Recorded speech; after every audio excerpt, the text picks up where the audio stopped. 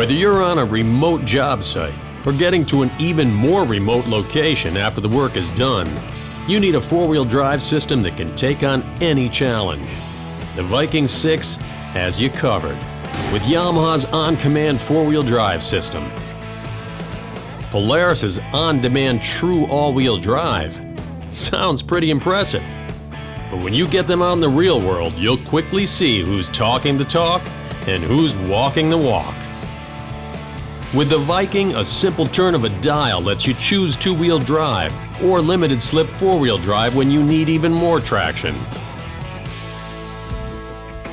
Same with the Ranger, except the rear wheels have to lose traction before the electromechanical four-wheel drive system engages the front wheels.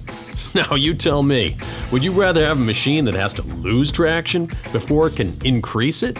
Or the freedom to select the perfect drive mode that you want in almost any situation?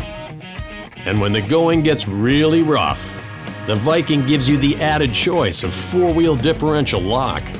You can't get that level of selectable traction on any Polaris. Yamaha uses a smooth steel skid plate the entire length of the Viking's underbody. Polaris has a plate up the middle, but leaves a lot of the undercarriage exposed, including sensitive wiring that can easily get damaged. Which one do you think is more prone to get hung up on rocks and roots?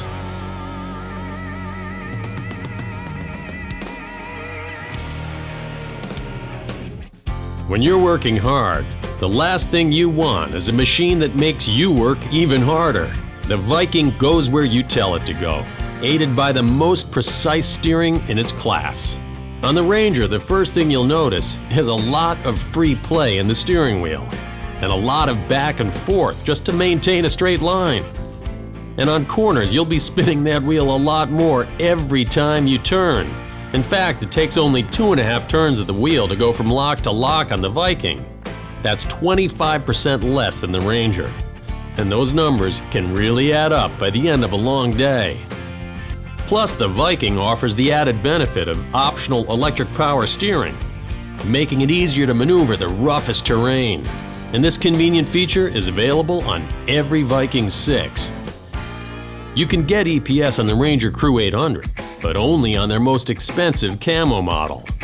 You can get it on the 900 as well, but it will cost you close to $2,500 more than the Viking VI with EPS.